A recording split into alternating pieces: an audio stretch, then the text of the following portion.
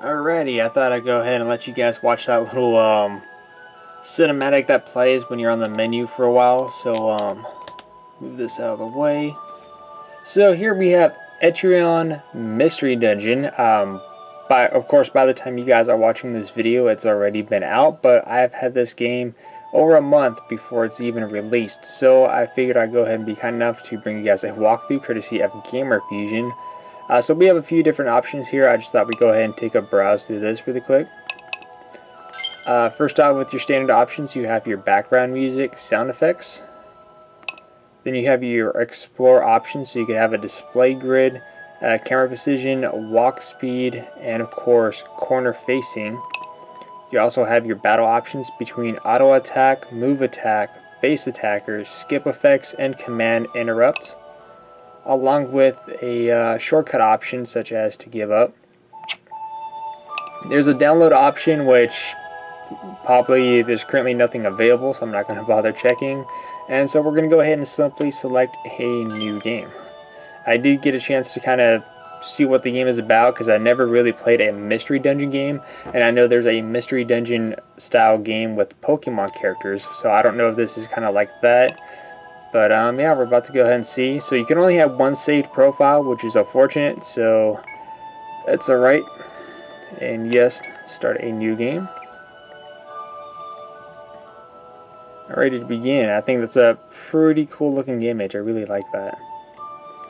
You are an explorer of labyrinths, on your way to a new stage of your adventures on a skyship.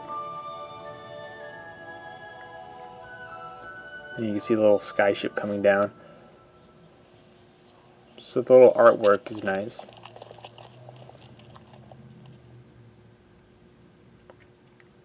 Gateway to the sky, skyship port. Whoa, here we are. Welcome to Aslarga, where you'll find one of the best views around. I'm seeing a lot of Landsknecht in the crowd this time. You guys are here for the mystery dungeons, right? And your tourists will be here for the amber, right? And they say it's a real sight to be seen. You want a closer look at it? You know what? Actually, I'll go ahead and let you guys read that. Because I'm a fast reader. When I read out loud, I tend to go a little bit slower. So anyways, the town is hot as ever, of course. You gotta come by during the summer. I mean, if it's a long trip, of course we're going to be tired. Alright, so we're going to be visiting the inn and then the Explorers Guild. So hopefully by then we'll have our little mission. So the Explorers Guild can now be visited, which is the current option here. I'm not sure if you could use the touchscreen as an option. Let's go ahead and find out. Touchscreen is not an option. Alright, so it is just using the buttons itself. And as of course up here, as you unlock more areas, you get to select what kind of viewpoint you want to go to. In this case, we only have one.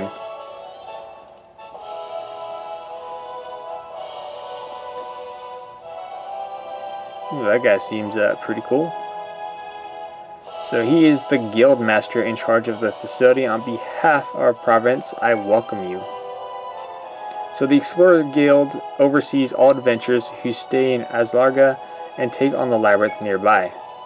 Without further delay, I'd like you to record your name, your class, and registry will begin with you. Alright, so your adventure name may be shared publicly, so refrain from using offensive or infringing language, as well as personal information. Alright, so that's good to know. So there's an online option, which I'll have to wait until the game's release date. So we only have one additional option. I'm kind of curious, is the download option to unlock more characters? That is something that we're going to have to check out a little bit later on. So we're going to go ahead and confirm. So you could choose between a male or female. So we're going to be selecting a male. And I like blue. Blue is my favorite color. Let's go ahead and enter a name. I believe you could use the touchpad as an option here. Yes, you can. Alright, but we're just going to go ahead and use it standard. Let's see. Alright, G, F, sir.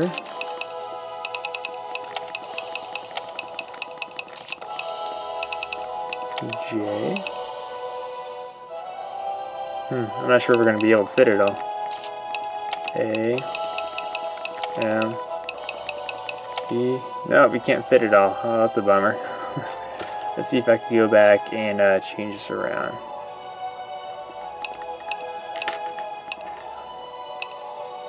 There we go. And we'll go ahead and backspace that. Backspace that. And then we're going to go ahead and go back here, add the S, and that'll be just fine.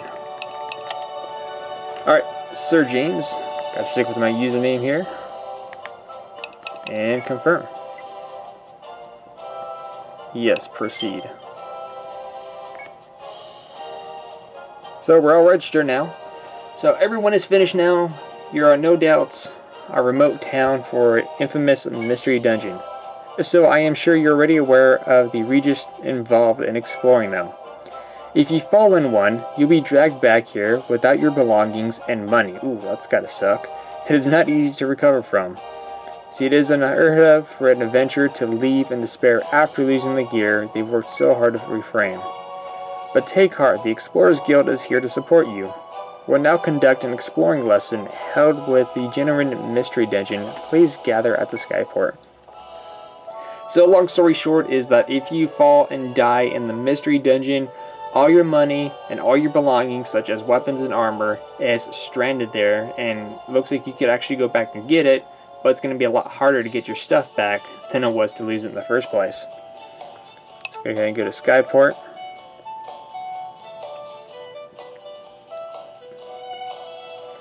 Thin crowd this time, less than half. Alright, so it looks like not that many people like to visit the Labyrinth.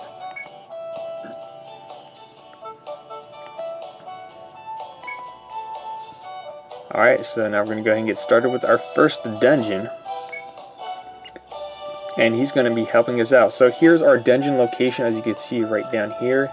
So I should be able to possibly select that. Not yet. Okay. Alright, so we got to open our dungeon map. So here we have the dungeon layout. Notice the two zones on B2F. This is a unique trait to the dungeons found around Aslarga. Your challenge is to make your way through the first dungeon, by which mean reaching the lowest level. Once you arrive at the bottom, your skills will be acknowledged and you'll be authorized to form your own guild. Oh, sweet. A new dungeon has been unlocked, the first branch in the mysterious Labyrinth. You'll be issued a dungeon map and a zone map, a communicator for using during the lesson, and of course a ration of bread. It is odd that we provide bread. You'll find you'll get hungry very quickly down there, so we prepared this for you. That's enough explanation from me. Let's go ahead and leave as soon as you're ready. Speak with the captain once you're prepared. I mean, of course we're ready, so we're going to go ahead and go and enter the dungeon and get started. So we have the mysterious Labyrinth, and proceed.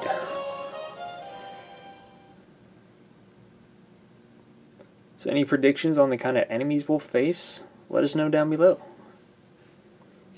Alright, so it has automatic saving, which is always a good thing.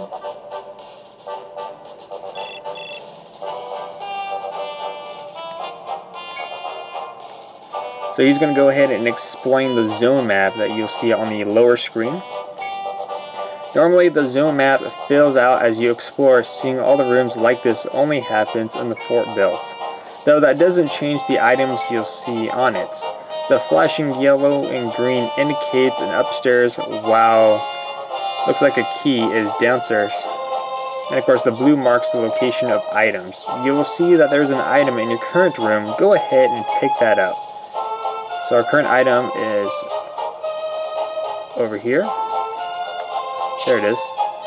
So we just picked up a sword. A short sword, that is. So we're going to go ahead and make an improvement over the knife. Turn this down a couple more notches. So press X to bring up your inventory. Then you go ahead and select your item. Short sword and equipped. Alright, so now we got a much better weapon. We're ready to go. So down here, I want to use my stylus to help you guys out. So like the blue icons are like items you can get, and then this icon right here resembles the downstairs portion. So there's no enemies yet. Did you check your zone map? Make a habit of always checking as soon as you enter a room. If you take a look at your zone map now, you'll notice there's an item on the upper right, which I just mentioned. You can reach it quickly with the dialogue movement, holding R and move the direction to ensure you travel diagonally. Alright, so you hold the right trigger.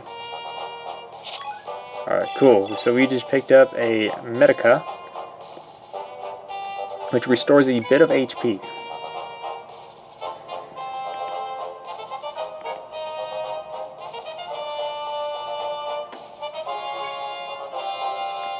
Which is always good.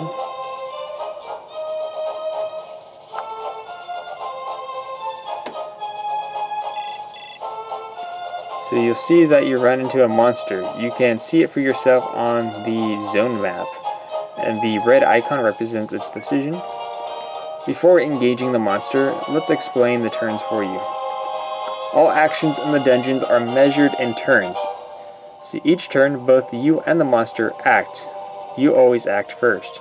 For example, when you move one space, the monster moves one space afterwards. When you attack the monster attacks afterwards. Seen another way, it also means that if you take no action, neither will the monster. In a mystery dungeon, one move can make all the difference. Think carefully, especially when you're in the tight spot. Once the monster is dispatched, head for the downstairs indicated on the icon. After that, best of luck to you.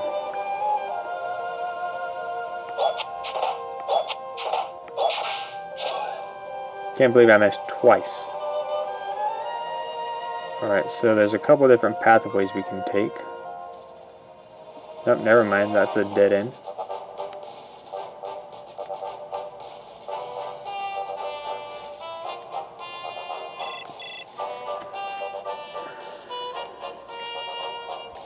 Check your HP before using those stairs. It is possible that you've immediately encountered monsters on the other side. But if you are wounded earlier, but your HP has recovered it must be because of the natural HP recover. HP recovers slowly, but each turn you just have to fully recover. It should be fine without needing medicine. Alright. So HP does restore over time, which is always good to know. And it's reminding you to always check the zone maps before entering an area, so that way you have an idea of monsters.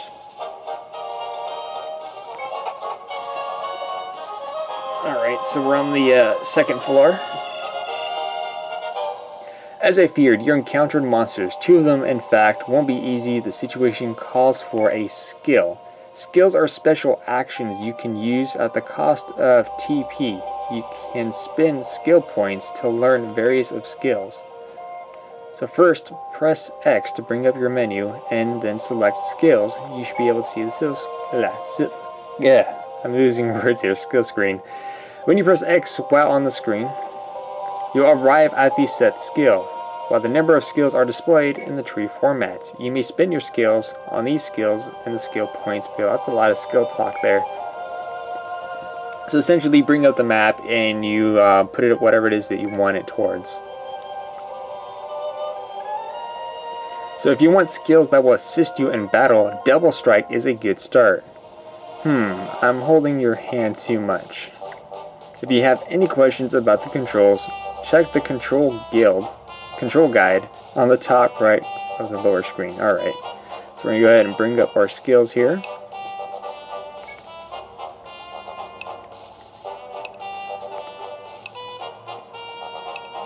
Alright. So he recommended Double Strike. So this is an attack the enemy twice with your equipped weapon. Let's go ahead and learn that one.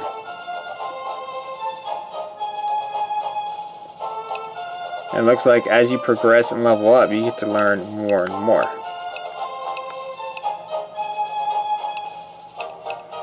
see, increase your physical attack, increase your physical defense.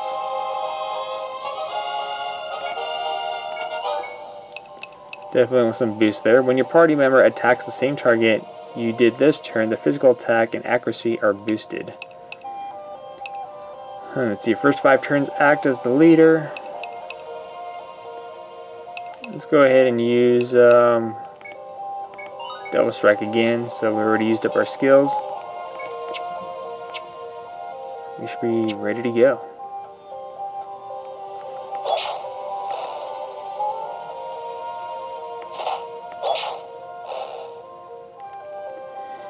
Alright, wasn't too bad.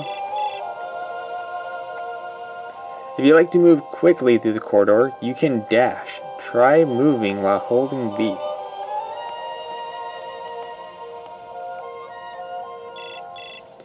Also, TB does not recover naturally. However, there are ways to gain TB without your items by using amber tiles. Amber tiles are the amber colored space that you see on the upper right. Stepping on them will restore some TP and FP. FP measures your sanity. It depletes as your turn goes by. If it reaches 0%, your HP will decline. Be sure to keep it well fed.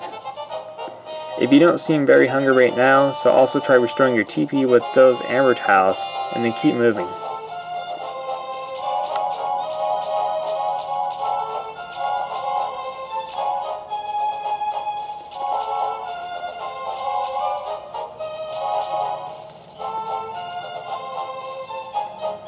There's currently no items here.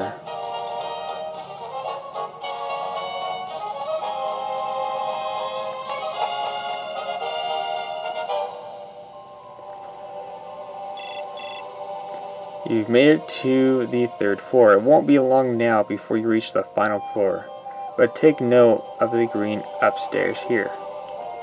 The stairs icon differs depending on where they lead. Green goes to a zone directly above, while it depends on the pattern, leads to the upper right. Yet you visited the upper right zone, I recommend you visit it to check for items before proceeding to the bottom.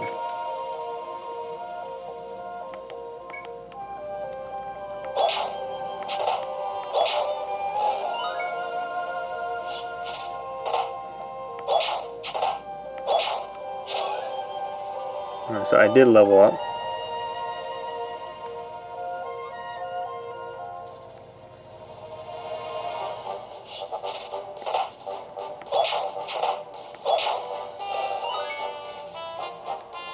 Looking good so far. Alright, so where I want to go is this way.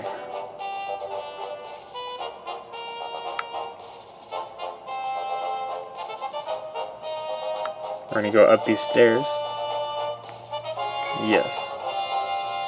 So there's a chance there might be some items up here, which there are. Looks like there's about 3 items.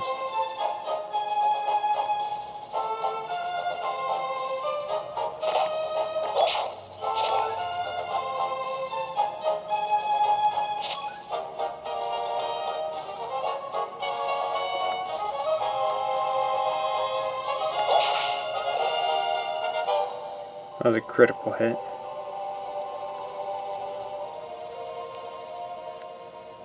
Let's see, it's right here. There's one more item to pick up. It's on the top left.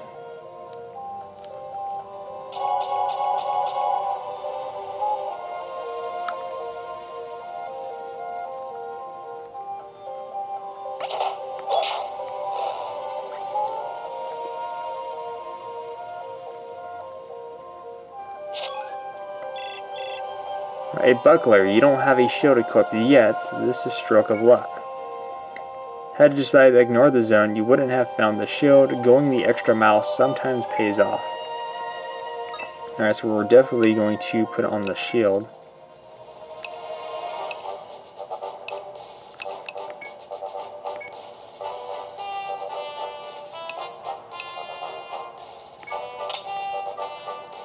Alright, so now we are well defended.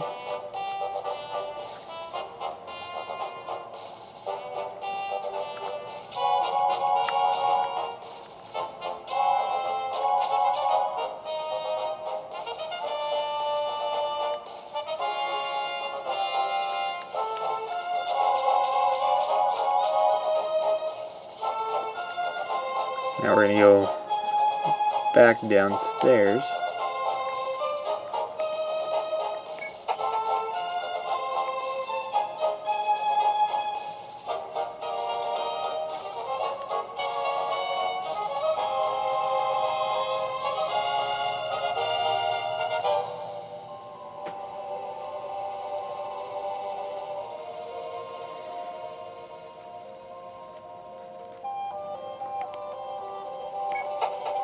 So I think this is the final floor.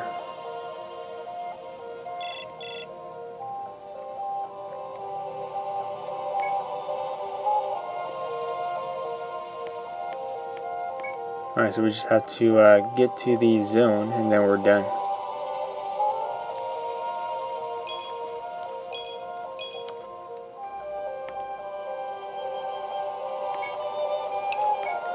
Alright, cool. That was our first dungeon.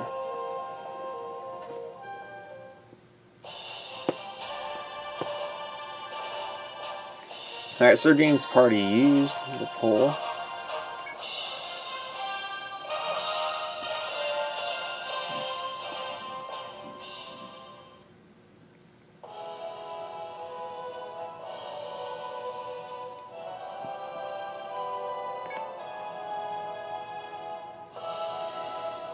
Alright, so now he's going over the guild. It's a pack of adventurers, its members that share information and rewards and look after one another. The allies you've gathered to operate under the banner of your guild, which is the way you must first give it a name.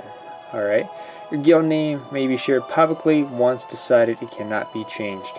Refrain from using offensive or infringing language as well as personal information. I'm not sure if I could fit Gamerfuzion. G-A-M-E-R. Yeah, I don't think I could fit Gamerfuzion. I don't know. What do you guys think? What should our guild name be?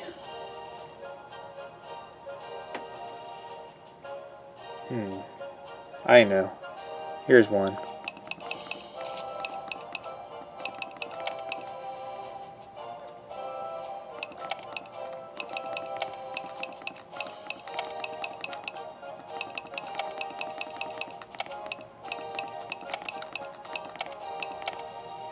The Order.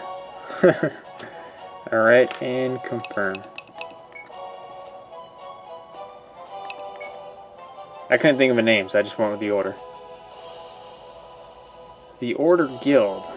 A fitting name for you. I'll make sure to remember it. See, it's very dangerous to enter a dungeon alone. Be sure to recruit some members and create a party before exploring. You can recruit members by registering them here at the guild or talking to people you meet in the dungeon. You can have a maximum of 4 members in a party at once. If you find 3 more allies, that's enough for a party. If finding members yourself is too much trouble, I'll introduce a few who are eager to join a guild. I don't normally make introductions like this, though think of this as a special favor. Alright, so who do we get here? We got a few different people here. Definitely got some fancy little warrior ladies here. Well, this guy's got some range skill going on.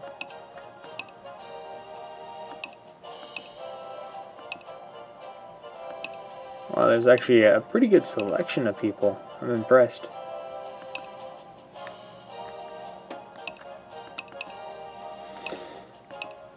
Okay, so protectors, which is what I am, is the holy knight who protects their allies unto death. Though they are strong and combatants, they shed and perhaps their true weapon. Then we have the gunner, ranged combat specialists who use firearms to take out enemies at minimum risks to themselves in order to support the front line. You can choose between a male and female. Then we have the elementists, the casters who employ runes to control the elements of fire, ice, and lightning. They excel against foes resisting to physical attacks. And then of course we also have a medic. We definitely want to have a medic.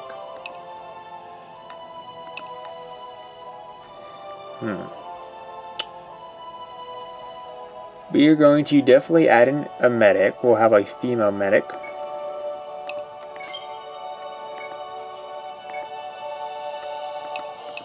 Alright. Then we have the dancer. Dancers are clad in exotic arrangements. Their dances rogue their allies and improve their performance in combat. Then Hexer. Masters of forbidden words that inflict all members and foul elements. To anger the Hexer is court of life.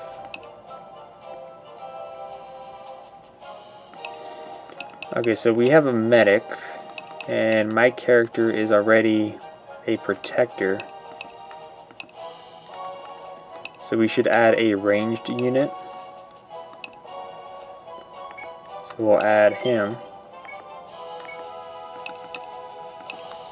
Then I think a spellcaster will be fitting.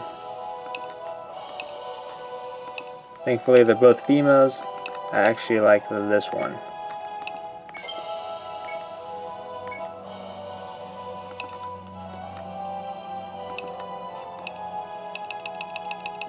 But you could pretty much, I think, almost add all these to your guild. So we got the main party for sure. We're going to go ahead and add some extra people. You could add a total of 10.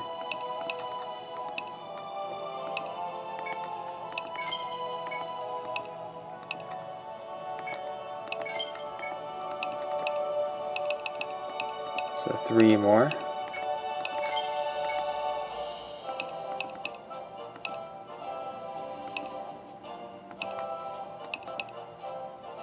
So definitely another medic. And 1 more.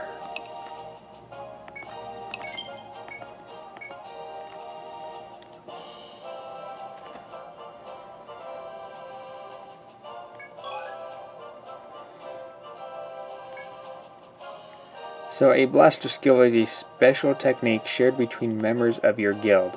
They're learned through manuals, and most of the skills are usable by anyone within your party. To activate a blast skill, you must charge your blast gauge, which are 2 ways of doing this. The first way is to defeat monsters, and the second is to step on amber. Alright. You'll both be doing things frequently within the dungeon, so don't hesitate to use your blast skill when you need to. If you're thinking of going to the dungeon to test the blast skill, be sure to set your party before you go, and that's all. Alright, let's go ahead and edit our party. So our party is already set.